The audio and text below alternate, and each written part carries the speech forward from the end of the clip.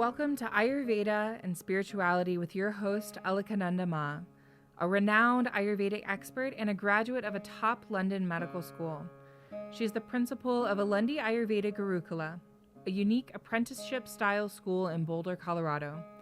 She is a spiritual mother, teacher, flower essence maker, and storyteller. Join us as we uncover the timeless principles of Ayurveda, discover practical tips for enhancing vitality, and explore the deeper dimensions of spirituality that intertwine with the ancient science of life. Namaste, everyone. Welcome to the podcast.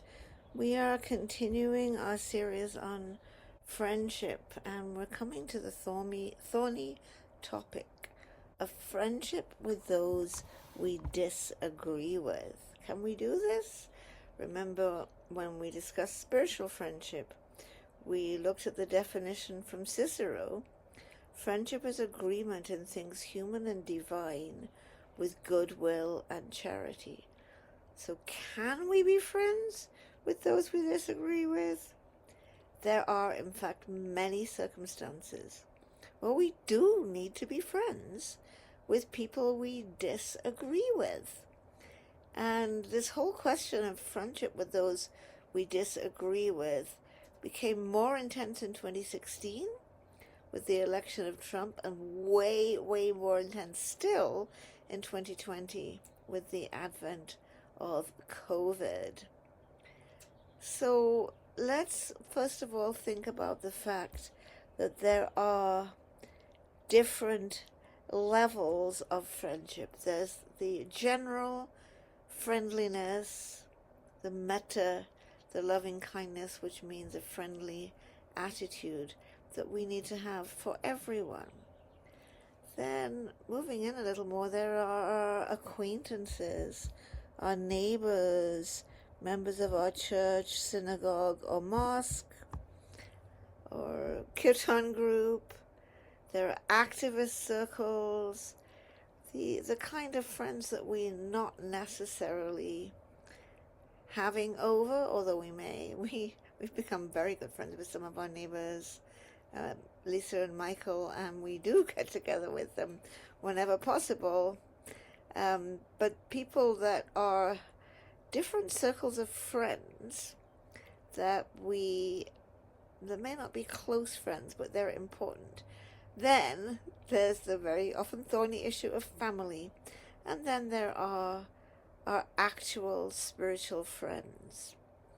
So some of the things we have to think about is, should there be no-nos? Are there places we draw the line? I will not be friends, I will not associate with, I will not be kind to people who espouse this particular view. There's a lot of examples. For instance, the example of what attitude we have toward people in the LGBTQ community. Are we open to being friends with people who don't have the same attitude that we have towards people in the LGBTQ community? Same thing with race. Are we open to being friends with people who, say, are racist, for instance? What are we going to do about that? Then there's the whole thing about vaccines that came up in 2020. There's the whole question of the Middle East, our attitude to Palestine, how we react to the genocide. There's climate change. Are we open to being friends with climate change deniers? And of course there's Trump. Are we willing to be friends with Trump supporters? So there is always the potential that we could decide there are no-nos, that we could decide there are places we draw the line. On the other hand, a phrase I started saying in 2020 when anti-vaccine or pro-vaccine started straining so many relationships, I started using the phrase, love is more important than views. You may agree with me or you may disagree with me on this point. Maybe you do not think that love is more important than views. This can depend on how dominant your thinking function is as opposed to your feeling function. I'm an intuitive feeling type, and so it's relatively more easy for me to decide that love is more important than views, but I've had some recent encounters with people who have strong lines they draw.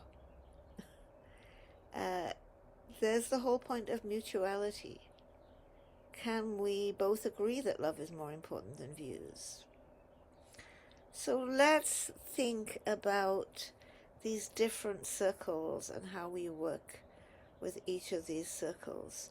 So in general, for all our brothers and sisters on the planet, indeed, and as I see it, for all sentient beings, all fellow sentient beings, from the bee that stung me yesterday, it wasn't the bee's fault. I was surface sowing lettuce and thought I was patting lettuce seeds, and unfortunately patted a bee, which was a very bad experience for me and a much worse experience for Sister Bee. So we actually need to have a sense of friendliness and unconditional love for all sentient beings who are described in Buddhism as our ancient mothers. So there's a belief, at least in Tibetan Buddhism, we've been through so many births and rebirths, that any sentient being we encounter has at some point been our mother. That is why we call them, fellow sentient beings, our ancient mothers. So we need to have this friendliness and unconditional love for all beings. And it can be a lot harder than we think, because there are these beings that we know are doing great harm in the world. Not the bee that stung me when I patted the poor little thing, but we're talking of politicians and military people and terrorists and so on. We're talking about people whose orientation is such that we see them doing great harm in the world. The Hitlers, for me, the Putin, having supported Syria for so long and seeing what Putin's Russia did in Syria, Putin is a being that I have extraordinary difficulty to feel friendliness and compassion for. Maybe it's Netanyahu, Smotrich, Ben-Gvir, if you are like me, a supporter of Palestine. Maybe it's Putin, again, for you, because you support Ukraine. Maybe it's Trump. Sorry. There are these people that, maybe it's the people that we saw did great harm in the world at the time of the Iraq War, like George W. Bush and Tony Blair, that we have immense difficulty to feel a sense of friendliness and unconditional love for these people. Here is where we want to exercise our metta practice. The point of unconditional love is that, guess what? It is unconditional. That means there are no conditions upon it. That means I'm not loving you because you're a good person or hating you because you're a bad person. I'm loving you because you exist. Sometimes it's very tempting to think how much better off the world would be if a certain person was dead. And this can even go to the point where certain individuals will decide they should ensure that a certain person is dead. And in our way of practicing, we don't want to think that. We never want to think the world will be better off if that person dead. We never want to wish a person dead. That's not the proper approach. When I was teaching the students history of Ayurveda, and they learned about Ashoka and how Ashoka had committed a terrible massacre on the Kalingas.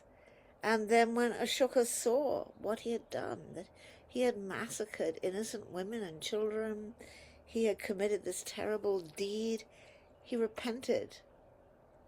And so the story goes, he became someone that supported nonviolence, environmentalism, kindness to animals, and tolerance for all. This is how it's been represented. We're not going to have a big historical debate right now, but basically what we learn to do in Alandi is to pray that these unjust rulers would have an Ashoka moment, to pray that they would awaken to the heinousness of their actions. So to be clear, we don't want to have idiot compassion. If someone deserves to be at the ICC, to be tried for their war crimes, they should be at the ICC to be tried for their war crimes, because justice and love are not incompatible. If someone is found guilty of their war crimes and their crimes against humanity, they need to do the time. They need to do the time.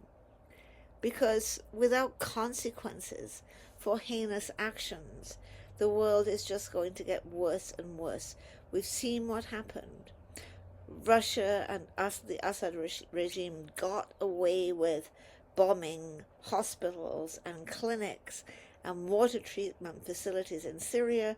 There were no repercussions whatsoever, and now more and more and more we are seeing in various theaters of war, such as in the Middle East, hospitals, clinics, water treatment facilities, desalination plants, civilian infrastructure being targeted because, hey, that person did it and there were no repercussions.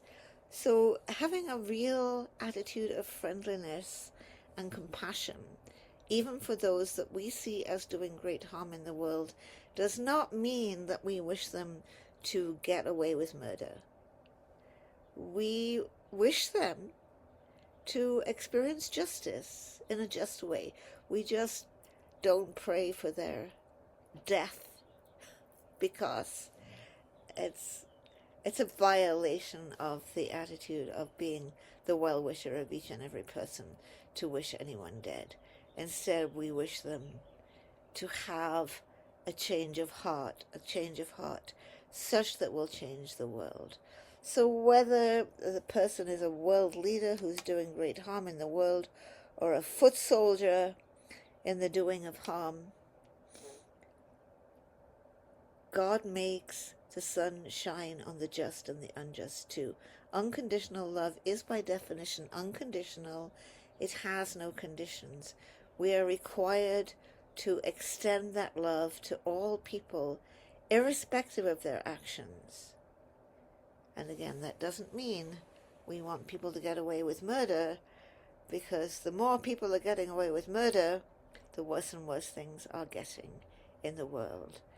But in general, with someone we've never met, someone we just pass in the street, every person we meet should feel that we are their dearmost friend, because we have this attitude of maitri or metta. We have this attitude of loving kindness.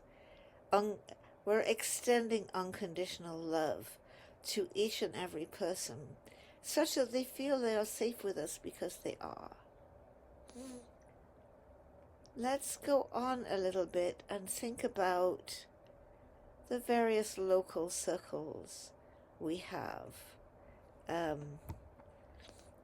Local circles like our acquaintances, neighbours, like I said before, members of our church, synagogue, mosque, temple, and for me very much at the moment, our activist circles, can we be cordial with these people?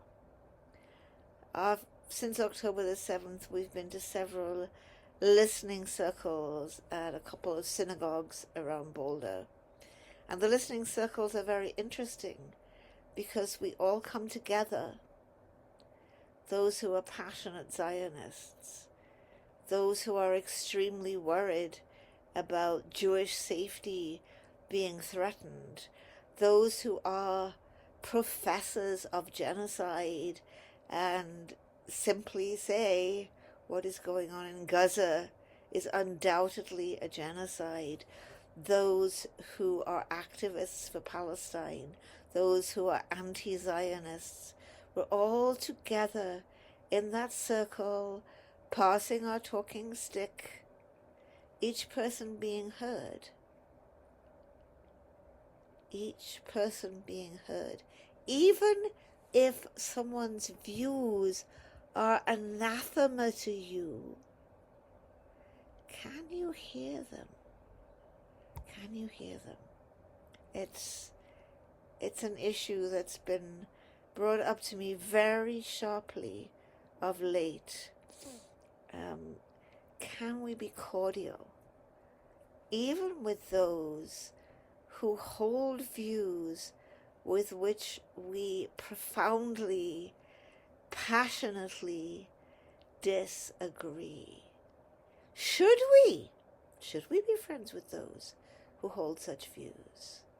If we think someone is a genocide enabler because they're a Zionist or they believe that arms should be sold to Israel and blah, blah, blah, all this, should we be excluding this person, or should we be listening to this person? For Saranand and myself, we believe that we should work for peace peacefully. I know it's a very strange view for many in activist circles. Of late, I've encountered peace through aggression. How are we going to get peace through aggression? To me, it doesn't make sense. To me, we need to work for peace peacefully.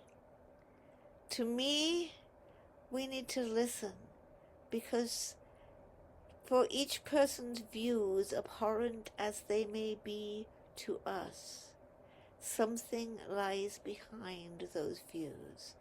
There is a feeling and a need that underlies their views. Can we be cordial? Can we listen? In the listening circle, you have no choice. You have no choice but to listen.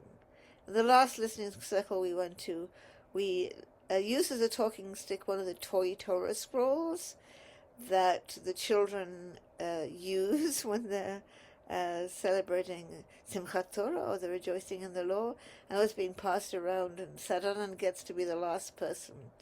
And he picks up the Torah scroll and he brandishes it, and he says, it's all about this. This is the story of a people's journey to God. This is the story of a people's developing understanding of God. This is what it's all about. I don't know if I've exactly remembered all the things he said, but it was kind of like this last word. We all come together on that.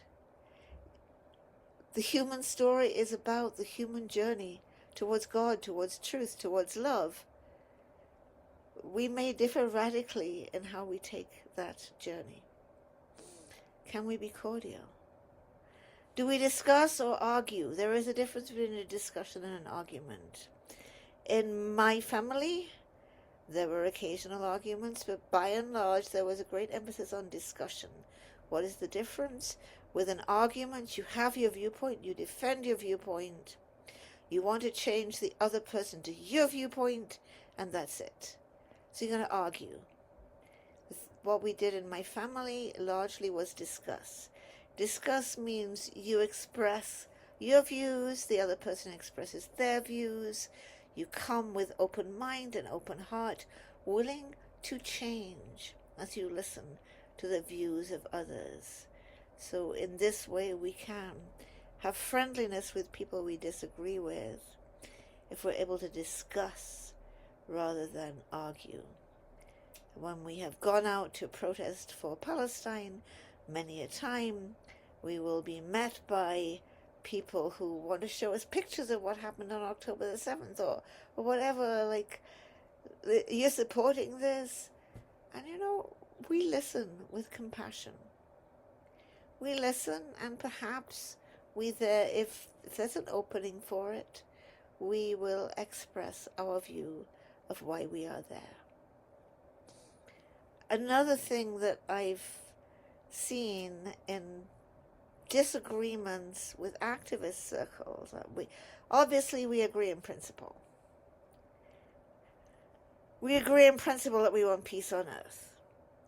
We agree in principle that we are liberatory, that we want all people to be free. And in the circles of those that work for Palestine, for a free Palestine, we agree in principle that we all want a free Palestine, but we may dramatically differ on tactics.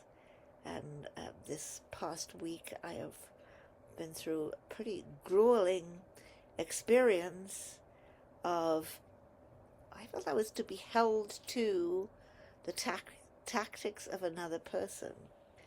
And I'm trying to make myself heard that I need to work for peace my way, which means I need to work for peace peacefully, not with aggression.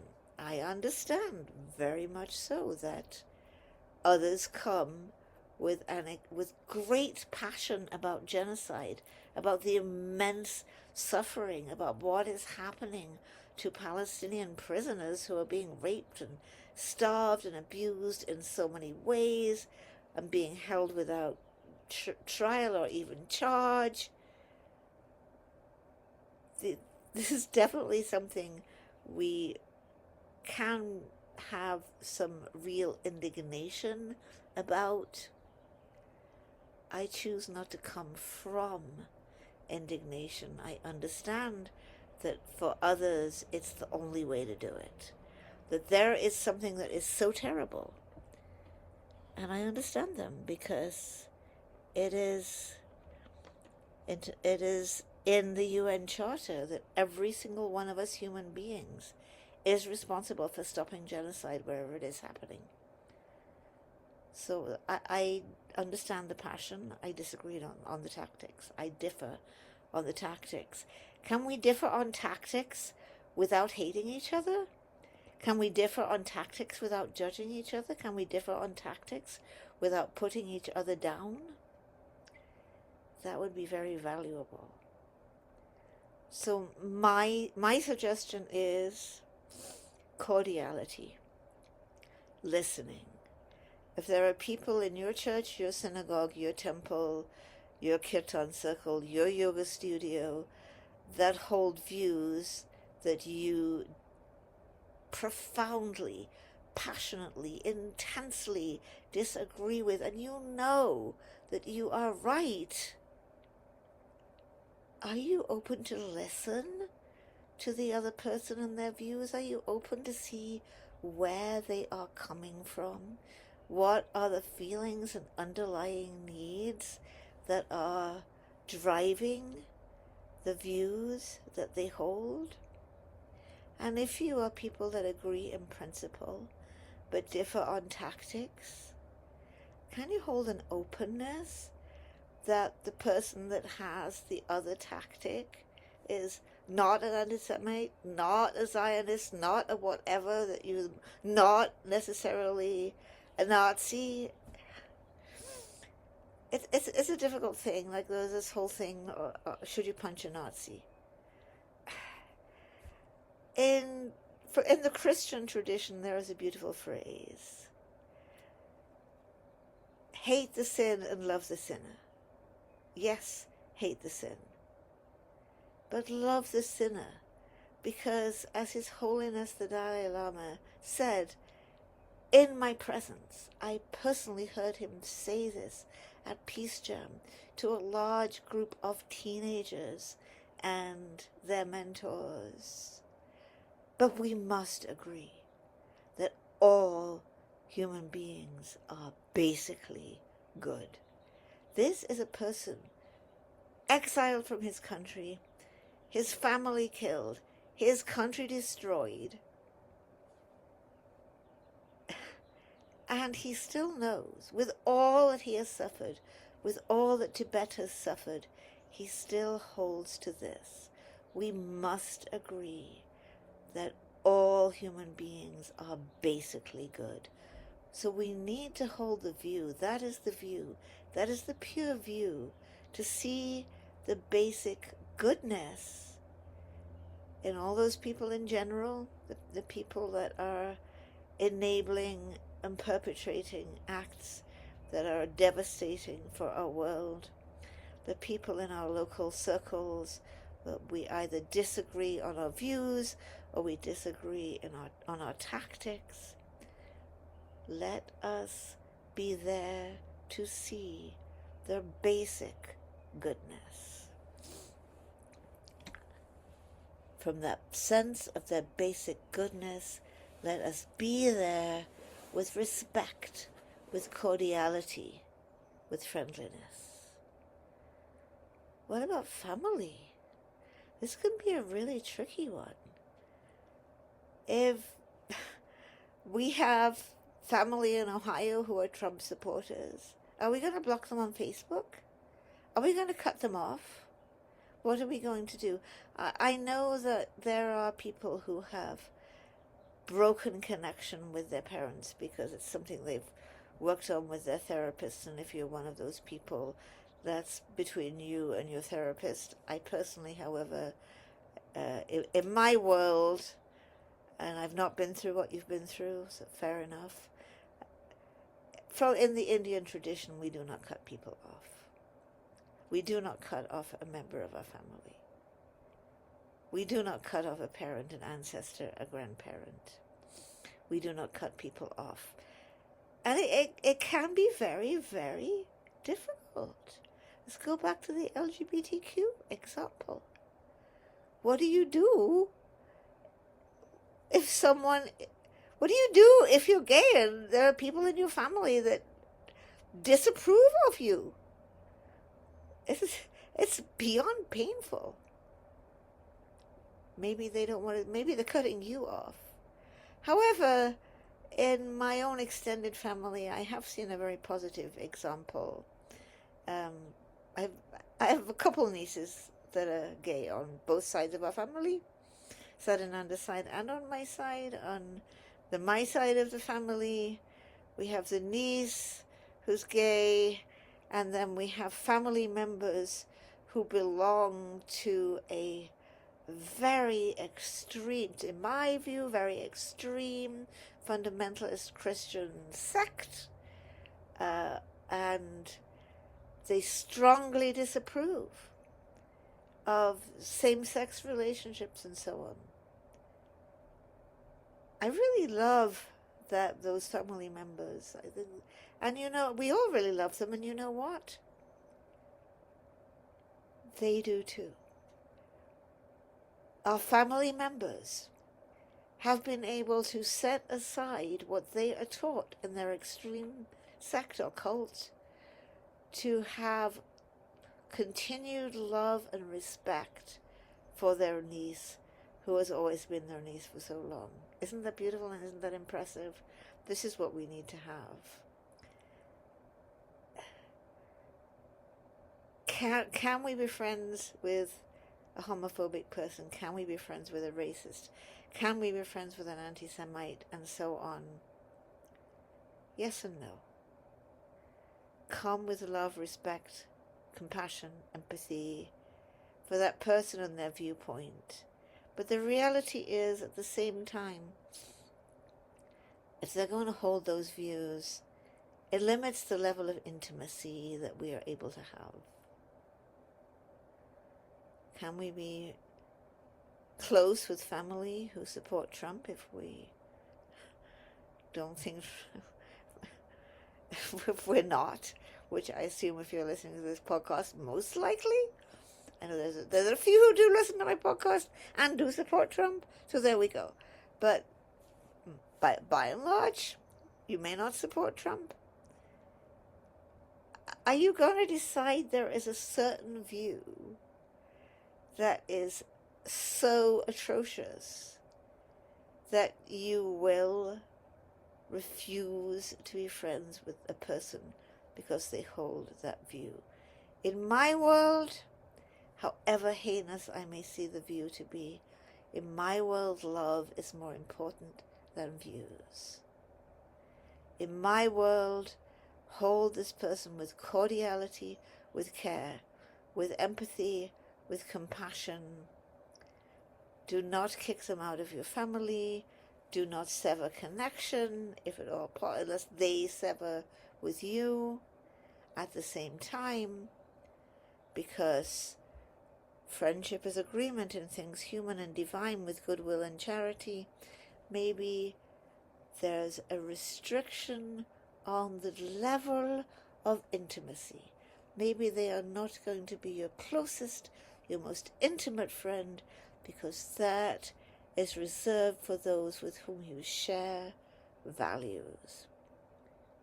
Though remember I talked before, I'm very good friends with my cat, but we have completely different values. Completely different. What a cat value? Okay, we both value love, cuddles, warmth, and coziness, but there are a lot of values we really differ on. Cat values are quite different than human values. I still love her, even if she wants the whole garden to be one vast kitty litter. But joking aside, as I see it, and this is coming from quite an Indian standpoint, when it comes to family, love is more important than views. But what about our closest spiritual friends?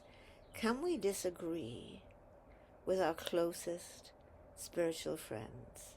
And let me give the example of my extremely dear best friend, spiritual friend, Jane, who passed away almost 2 years ago now. It's just, I can't believe she's gone, honestly.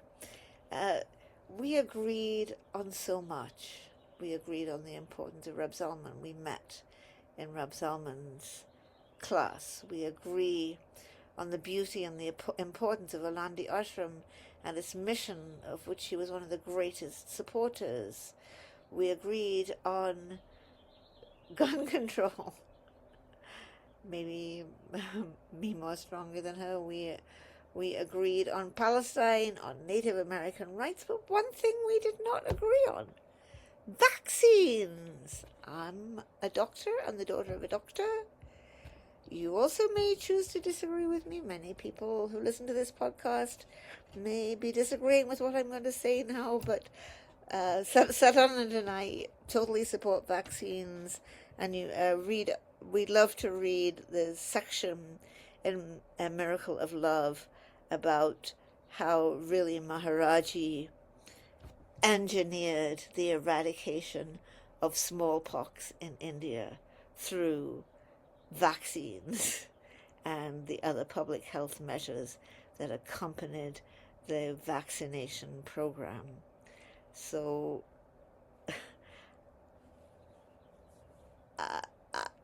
we agree with vaccines. We agree with preventing preventable illnesses through vaccines. Best friend Jane was staunchly anti-vax, which kind of came out a lot more once COVID came along. Friendship is agreement in things human and divine with goodwill and charity. So the way Jane swung it, I didn't quite know what to do. It was a little confusing to me. Like, am I going to offend my dearmost friend?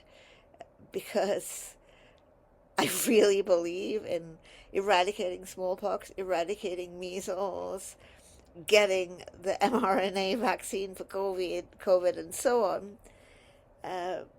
Jane handled it. She said, we have different views because we're using different sources. We have different views because we're using different sources. So we did agree because we agreed to differ. We agreed that on this particular matter, we would not agree on whether vaccines were good or bad or should be had or not had, but we agreed because we agreed to differ on vaccines and still be the best and the closest of spiritual friends.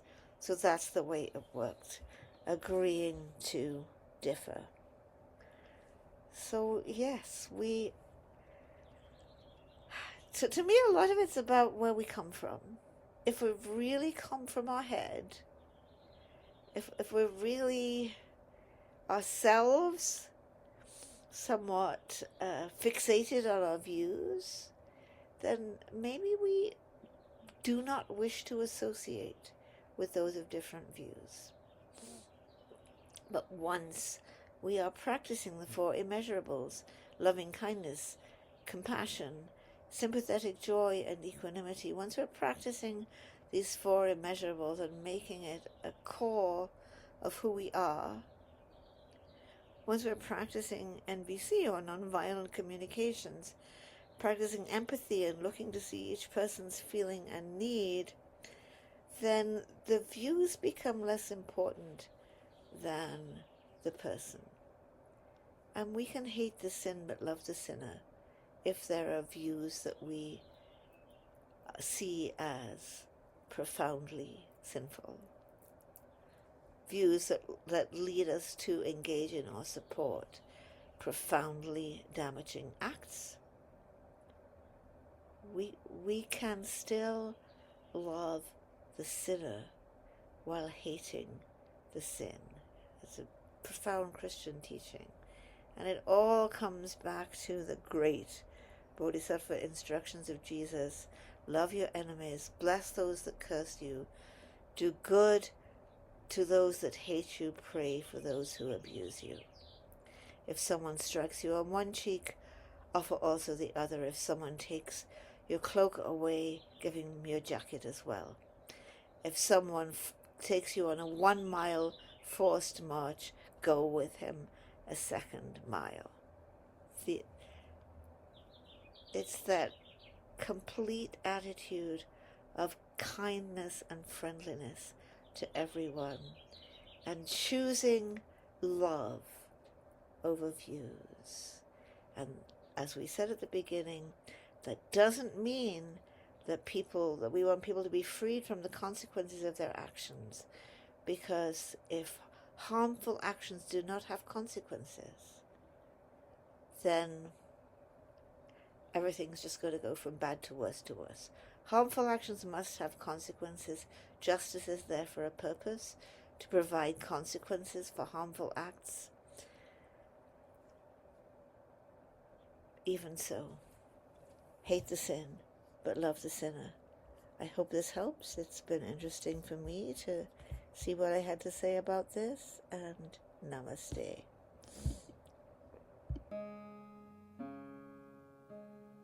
Thank you for tuning in to Ayurveda and Spirituality with Alakananda Ma. We hope today's exploration has ignited a spark of curiosity and insight within you. If you enjoyed this episode, be sure to leave us a 5-star review and share it with a friend.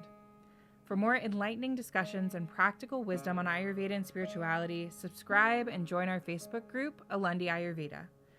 To allow us to continue sharing valuable content, consider donating to Alundi Ashram. The links will be in the show notes. Until next time, may you walk the path of Ayurveda with grace and embrace the light of spiritual wisdom in your journey. Trayambakam yajamahe sugandhim pushtiva